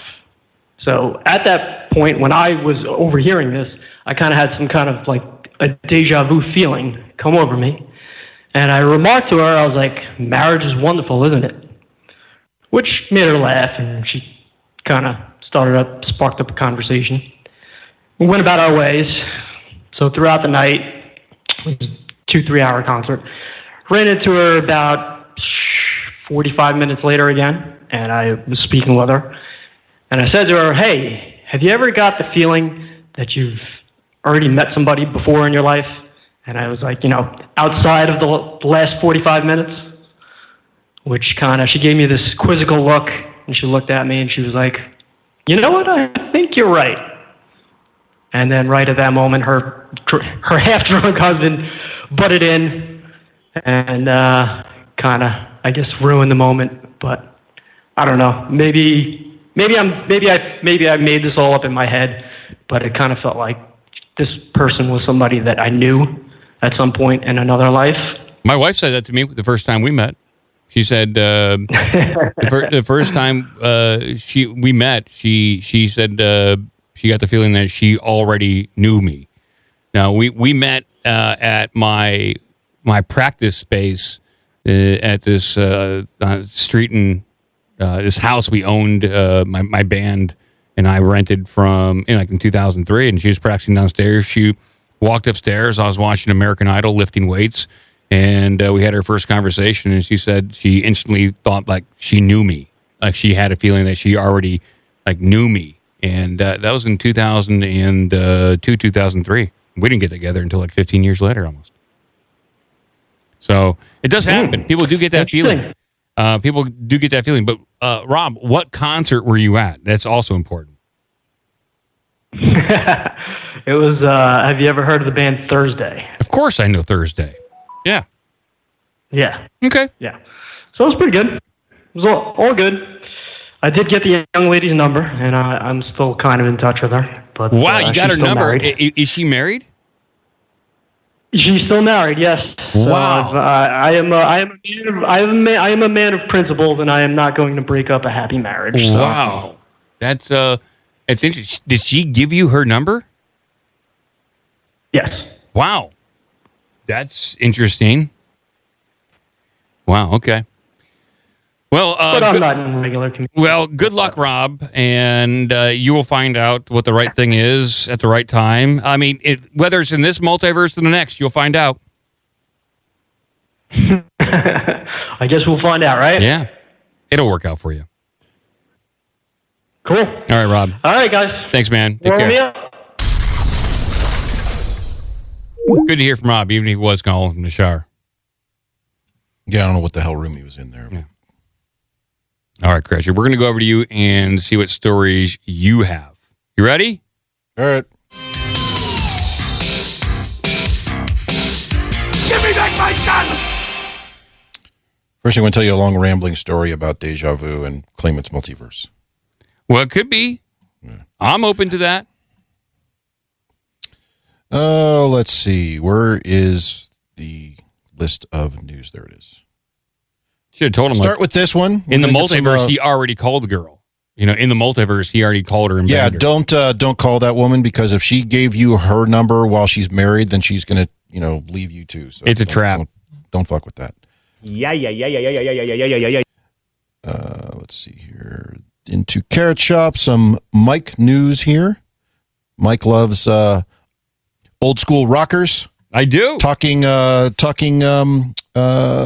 UFO stuff. I love it.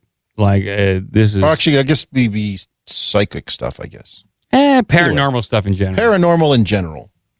Old school rockers and paranormal. We love it. Black Sabbath rocker Geezer Butler claims visiting orb made him psychic. Oh, really? This is not that far off of the old Sammy Hagar story. Sammy Hagar claimed that he witnessed a UFO. And I like when these rockers have paranormal stories. We're ranging from like Billy Corgan encountering a shapeshifter, Sammy Hagar. I love all this stuff. See, Geezer Butler. All right, Black Sabbath rocker Geezer Butler has claimed he was visited by an orb that made him psychic. He said it was like a crystal ball, leaving him able to predict the future, and told him he'd be a music star. Geezer, 74, said, I used to be in the same bedroom as my dad because there were like 9 of us in this tiny little house. It was a Victorian house, 1873 it was built, and there was this old fireplace. And this one night, I felt this orb above my head. I looked into the orb, and it was sort of like a crystal ball kind of thing, and I saw this stage, and this guy was playing guitar. This orb disappeared, went back up into the chimney, and then, of course, it came true. Geezer told the Mark Maron podcast he also had a dream about getting stuck in a lift with a band pal, Tommy Iommi, that came true. He said, that was a good one in a dream. We got in a lift, stopped halfway, and then we tried to open a door, and then the lift just dropped. That's dangerous. Jeez. Yeah. And before we were going to hit the bottom, I woke up. Then we were going to a gig, and I told Tony about it, and we got into a lift in the elevator. Halfway down, it stopped, and we both went, oh no, this is it. And it just started up again. Well, thank God. Geezer added he had been spiritual since seeing the apparition glide down the stairs as a kid. So it sounds like he has like a lot of paranormal interactions. I think he recently put out a book too. Geezer Butler put out a book. Or he's on a lot of drugs. Well, I would say he wasn't on a lot of drugs back when he was living with his parents. I would doubt it. He didn't say at what age he looked at the orb crystal ball thing. But I'm willing to believe him. Same as I believe Sammy Hagar, like when he saw that UFO as a kid. And I think some people are just... Kurt Russell saw one too. Kurt Russell, Goldie Hawn saw one, had an alien encounter. That's right. Goldie Hawn said she was it aliens came up to her while she was sleeping in the backseat of a car. Yep. And then Kurt Russell saw one while he's flying into Phoenix, I think. Yep. Aliens! Yeah, when he was flying into Phoenix, he saw one. Mm-hmm. And some notable celebrities and their paranormal encounters. So I like that one. Love Black Sabbath. Geezer Butler's new book, Into the Void, From Birth to Black Sabbath and Beyond. Mm-hmm. Just published in June. So 74. 74. I doubt there's going to be that many more Black Sabbath concerts. I think Ozzy's kind of out of commission for the most part. Well, he's kind of been like that for most of his life. But yes, he's everyone's getting older. So 74. How old is Keith Richards and Mick Jagger? They got to be 80. 247. Wow. I didn't know they were that old, but that is incredible. All right, we'll move on. Okay.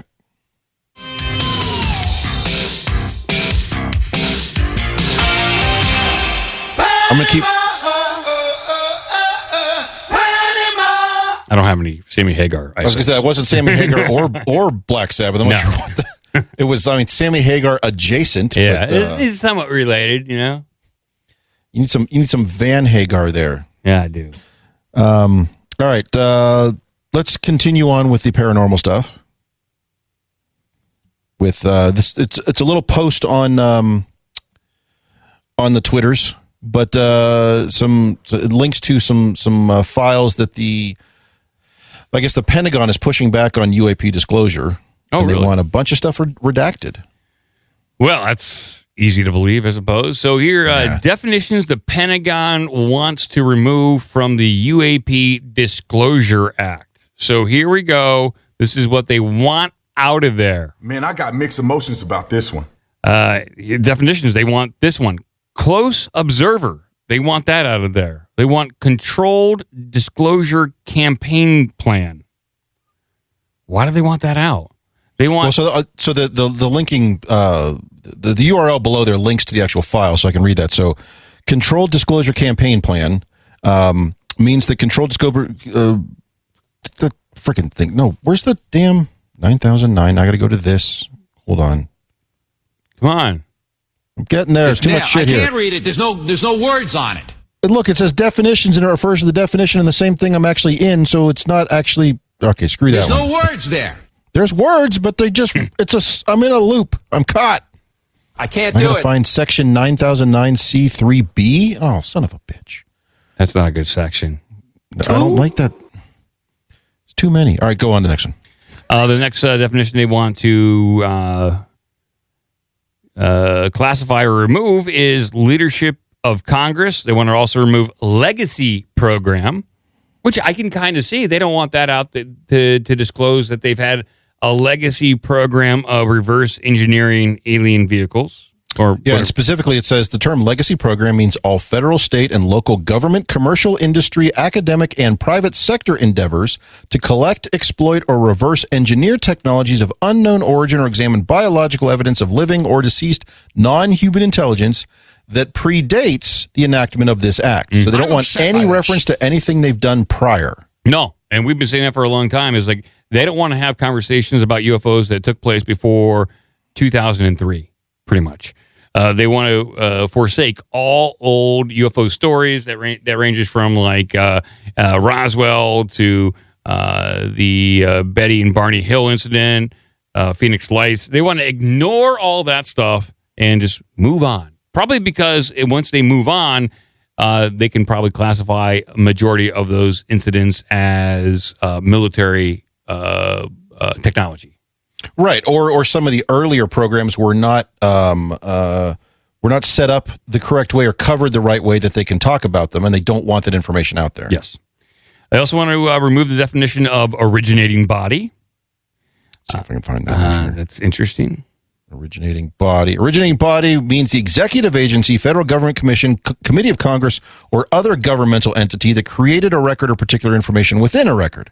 Oh, so they don't want you to know who wrote it. That is the Department of Energy. So they want to remove that because originally a lot of these, they didn't know where to go for the deepest classification, like back in the 1940s, 50s. And the place that had the deepest classification was the Department of Energy that oversaw much of the United States nuclear program. So they just classified everything UFO related, put it under all nukes. And so that's the originating body, is the Department of Energy, probably. Well, was that early on? Because the Department of Energy wasn't created until like the 80s. Prior to that, it was the Atomic Energy Commission. Atomic Energy Commission, yeah, right. So it's probably for the that. Manhattan Project. Yeah, so. It's probably under that. Okay, that makes more sense. Then they also want to remove prosaic attribution. Prosaic attribution. Prosaic attribution means having a human, either foreign or domestic, origin and operating according to current, proven, and generally understood scientific and engineering principles, and establishing laws of nature not attributable to non-human intelligence. Okay. So basically what they're saying there is they don't want anything that's going to to differentiate between known laws of physics versus non-human unknown laws of physics. Interesting. Okay. They also want to remove the definition for public interest. They don't want any public interest when it comes to UFO disclosure. Oh, yeah. It says term public interest means the compelling interest in the prompt public disclosure, especially prompt public disclosure of unidentified anomalous phenomenon, aka UFOs, for historical and governmental purposes, and for the purpose of fully informing the people of the United States about the history of the federal government's knowledge and involvement surrounding unidentified anomalous phenomena. So they don't want any reference to what the government knew and the fact that they're not informing the public based on or about what they knew, and they don't want any reference to that in this new act they're writing. Are you worried about UFOs? Nope. Maybe. Exist. I don't know if I should. I have no idea. There's no public interest. Look, it's not there. There's no demand. And then they also want to remove UAP, the 6 observables. 6 observables? I don't even see that. That might be like missing time, radiation. There, but I'd like to know, what are the 6 observables? Okay, I found it. Okay. One or more of the following observables: instantaneous acceleration without apparent inertia. Okay. Hypersonic velocity without a thermal signature or sonic shockwave. Okay. Transmedium, as in space to ground or air to undersea travel, and there's been a lot of footage of that. Sure. Especially the ocean. I love that. Positive lift, contrary to known academic principles. So how the hell are you floating there? Mm-hmm. Multispectral signature control. Not exactly sure what they mean there, but I'm guessing something that can be seen or unseen depending on even different types of visible spectrums. So things that would show up only in infrared or ultraviolet or whatever. So okay. And the ability to control that, and thus, basically like cloaking devices. And then finally, physical or invasive biological effects to close observers and the environment. So radiation. Missing time, all that stuff. Yep. Interesting. They don't want that out there. Even though you got the definition, they don't want that in the official UAP report. UAP disclosure. This document is a draft? This is a UAP Disclosure Act. So this is a proposal. And the Pentagon wants this out there.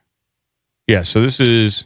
It says, this proposed legislation addresses the preservation, centralization, declassification, and release of government documents related to unidentified anomalous phenomena. So this is the process in which they're going to provide limited disclosure, and this is all the stuff they want to go through and specifically redact from any of these reports. Let's do it. Before they release stuff. Well, it sounds like they're removing some pretty interesting things. All the good stuff. all the good. They remove all the guts of it. It seems pretty worthless. Of course, if they don't have this. Okay. So basically, they're going to cut off the balls of this act. I guess that's what it looks like. Yeah, that's what they're going to do. Of course. So yeah, if and when they Congress gets around to discussing UFOs and disclosure, UAPs, all that stuff, it's going to be, to your point about cutting off the ball, it's going to be super neutered. Mm-hmm. There's going to be nothing there. There's no there. It's going to be boring, and then they're going to say, "Look, we did it. See, you asked for it. We did it. Shut up." Hey, I'm here to chop your balls off. Yeah. Alex Jones apparently works for the censoring group at the in Congress for disclosure. Well, this is frustrating, but it's par for the course. Mm. And if none of these things are true, then what's the problem of putting these things in there? And it looks like, they're really trying to obfuscate when this started, who was in charge of the secrecy, and the amount of widespread events that there are. And they don't want to. No one wants to be held liable for anything. Well, and they certainly don't want to discuss any of their programs or any information they've gathered from any sort of interactions, UFOs, UAPs, non-human entities, non-human biologics. Yeah. They don't want any of that out there. So by basically blanketly saying they're going to remove any reference to previous programs or any of that stuff, then they don't have to even talk about what they got out of it. Yeah, they don't want to say anything's going to happen. Mm-hmm. Nothing's happened. Nothing. You guys talk about how nothing's happened. Yeah, nothing's happened. Nothing will happen. Nothing's happened. Joe. All right, let's see what else you got over there that's frustrating.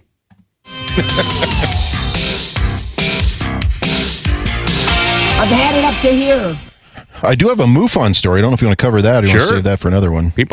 I think people do like the barrage of paranormal. I haven't covered a lot of paranormal stuff in a while, and sometimes it just comes in waves like this. So MUFON held their annual conference a few weeks ago, and here's some stuff they were talking about. It was kind of interesting. Oh, a MUFON conference? Yeah. Oh, okay. All right. You didn't go? You weren't there? I was there. Why weren't you there? That's where Joe is right now.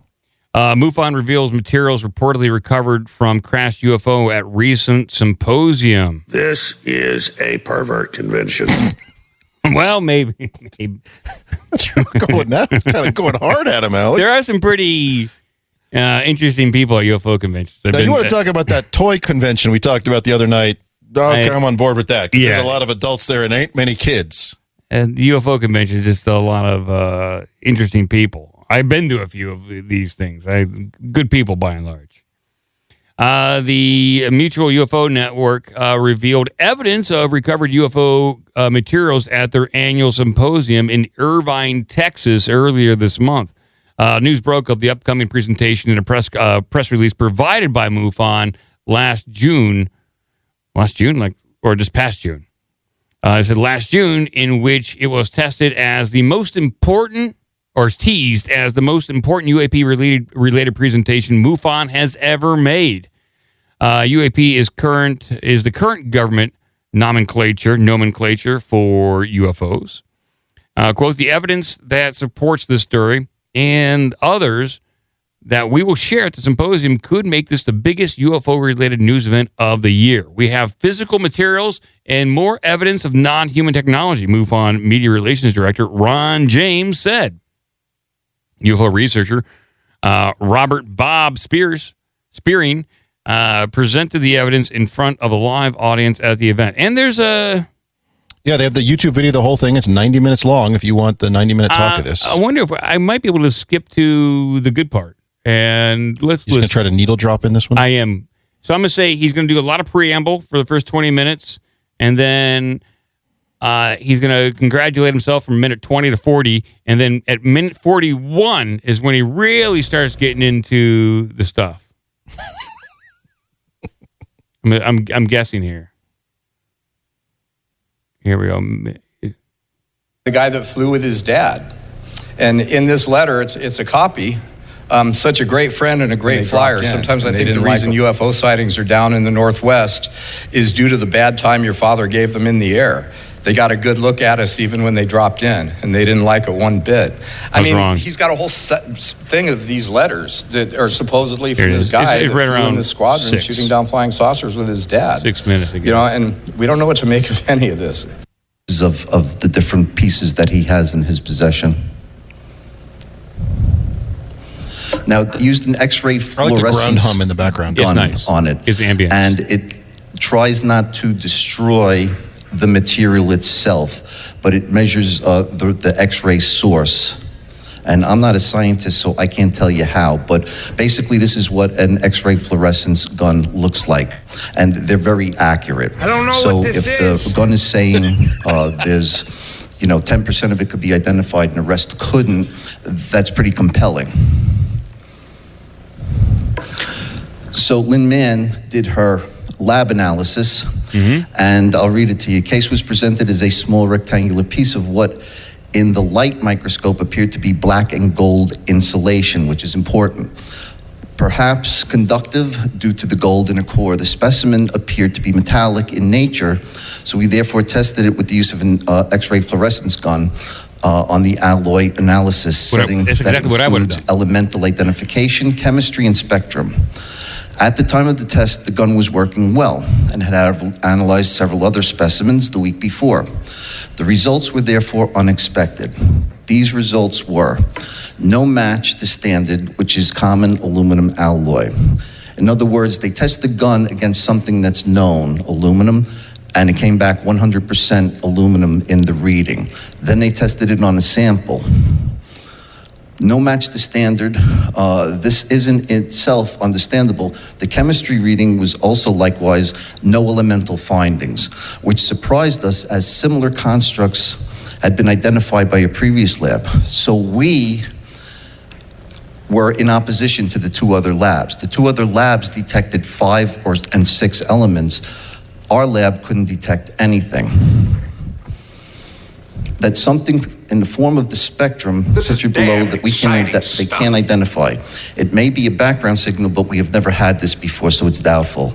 A few close-up light microscope pictures of the object are included. So basically, this spectrograph reading doesn't match anything that they have in her database of known spectrographic readings on metals. Okay, so there it is.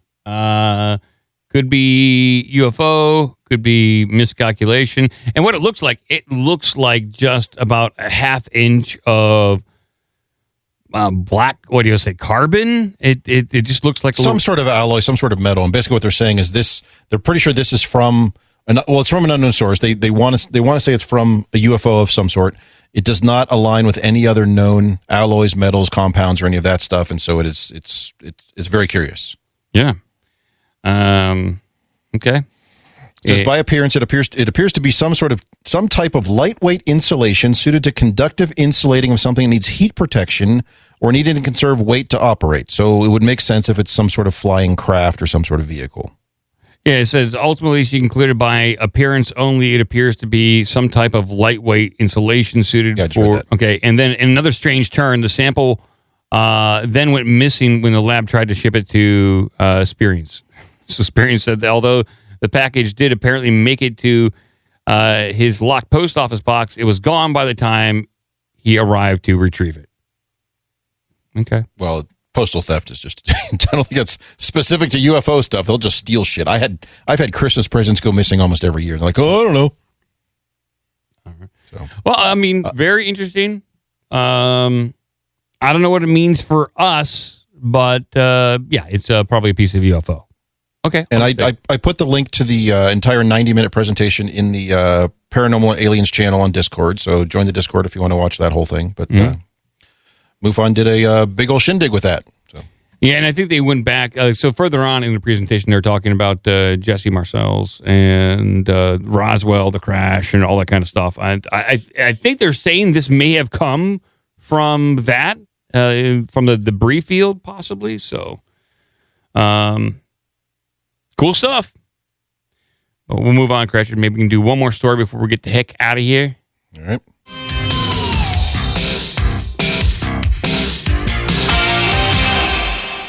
Let's see what we got. Something of a scientist myself. He's not a scientist, but let's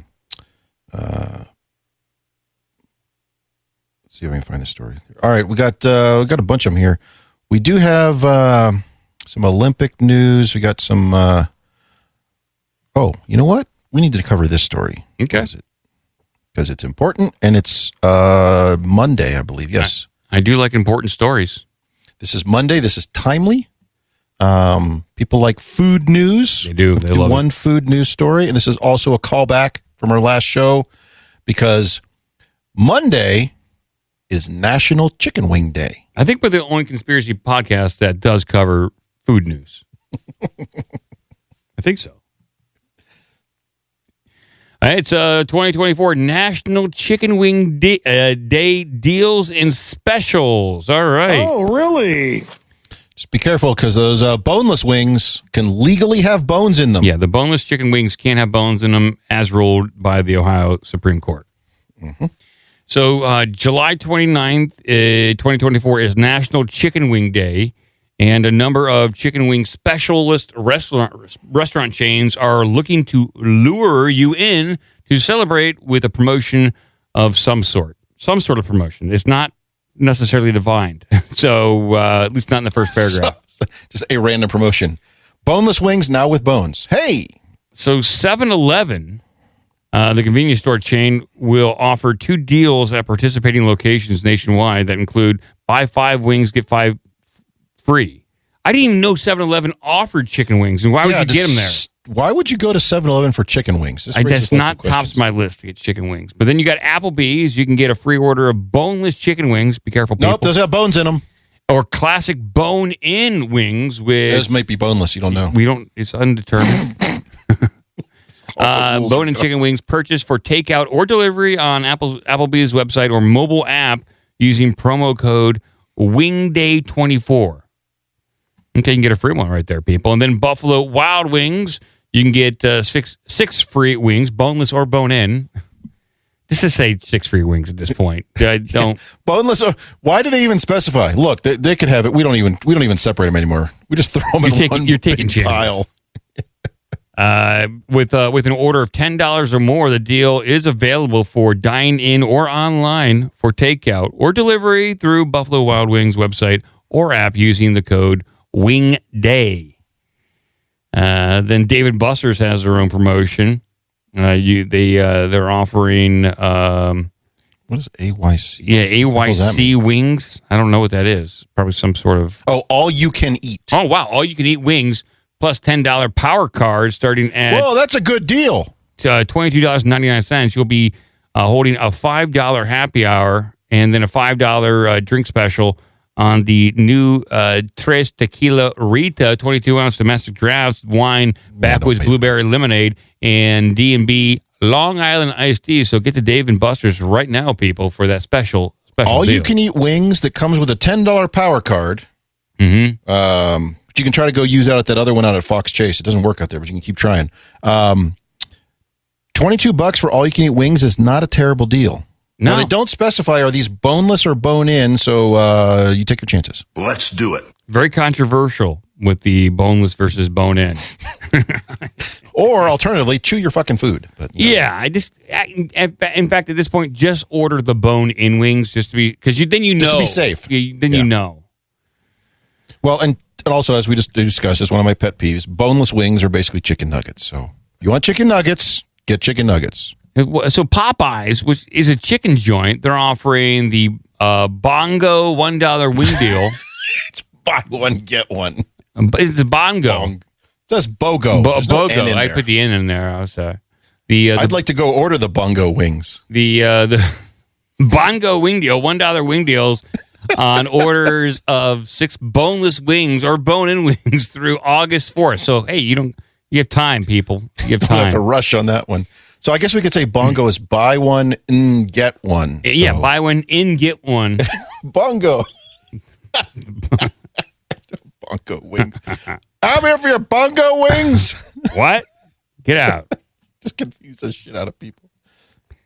And Whataburger is offering. Why would you go to Whataburger for wings? They're known for burgers. Very strange. I'm gonna go to Buffalo Wild Wings and get a burger. Yeah, I'll show them. They probably sell. Throw them for a loop. So there, I didn't know the 24th. No, it's the 29th in 2 days, people. So yeah, on Monday. Yeah, on Monday is National Wing Deals Day, National Wing Day, and there's deals and specials all across the country. See, National Day. Let me see what it says. There's a new national. How is National Wing Day? Yeah. Yeah. How's the administration celebrating this? Is Joe Biden going to go to Hooters or something? I think there'll be a proclamation. Yeah. Is he going to pardon a chicken like he does, like he pardoned turkeys over Thanksgiving? First Chicken Wing Day. Chicken Wing Day was first celebrated in Buffalo in 1977. They credit it to. Let's see. They credit it to somebody in Buffalo in 1964. Yeah. It doesn't say what's the history of this. I don't know. Doesn't say what the government's going to do. Hopefully, all of Congress will stop. They will shut down. They'll shut down the entire federal government in honor of Is it National Chicken Wing Day? National Chicken Wing Day. Yeah. National holiday. Everyone takes that day off. They all go stand in line at Buffalo Wild Wings. They take down bongo wings. They take down Old Glory and they raise a flag of a chicken wing. There's a chicken wing. They just put a chicken wing on the rope and run it up a pole. It's a tiny chicken wing up there. We're getting out of here, people. I think there's some good information for people out there. Well, usually we cover things like that after the fact. This one's in 2 days. You have time to plan. You have time to prepare. It's going to be total pandemonium out there. Especially at 7-Eleven. That's something I didn't expect. Like, you expect, like, crappy hot dogs, crappy pizza, Slurpees. You going really 7-Eleven for chicken wings? You're asking for food poisoning. Nothing against 7-Eleven. I just don't think of 7-Eleven for, like, wings. Yeah, so you want chicken wings from 7-Eleven when you also want to take a few days off of work. Yeah, pretty much. Fuck, I'm going to eat, goddammit. Yeah. I see Herman from Holland in the chat. Herman, where do you get your wings in Delft? Where's the best wings in Rotterdam? They don't sell chicken wings in Holland. Herman, do you have chicken wings in Rotterdam? You've got to have chicken wings. That's an American thing, right? I would assume it's international, Mike. Maybe. It ain't going to work. Well, hey, thank you everyone for showing up to the live show. Sorry, our stream didn't work on No Agenda. And Twitter still. And Twitter, they're still refusing to verify me over there. They have been completely silent on my verification process. So I don't know what's going on there. But I'll keep trying. And tune in on Wednesday to find out if in a multiverse, that Mike has already been verified on Twitter. So a multiverse Mike stole your verification. Probably. He's fine. He's streaming to Twitter and getting a huge audience. No more march to 4 million for that Mike. He's on march to 10 million. Yeah. He's probably already got 4 million subscribers over there. He was able to quit his job and podcast full time. Herman says the best wings in Holland are at Kippy. So stop by Kippy there for good wings, I guess. Only if they have deals. Bongo. I only want bongo wings. Bongo. Yes. And we'll check in with Joe, see if we'll be back on Wednesday. He might be playing Call of Duty still. We don't know. His vacation. Well, he does continue to post things in the chat. I did ask him, and he did say it's okay for us to go into his news channel and pull shit out of there. But in deference to Joe, I'm leaving his news alone. Yeah, out of respect. Yes. And there's a lot of it in there. He uses the shotgun approach to just throw news stories from all over in there. Piles of news. So, lots to do. Well, thank you, Cratchit and Shablagoo, everyone. Keep watching the skis for those redacted UFO stories. Yes. Good job, Daddy. What do you think I'm worried about all things bad in the world. It's normal.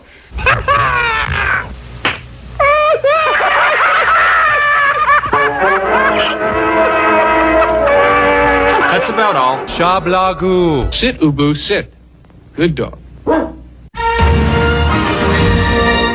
Well, thank you, everyone. Let's conclude and onward. Thanks so much. Good. Thanks for here. Appreciate it. All right. Why doesn't the government care if I live? Why don't they care? Why don't they care about us?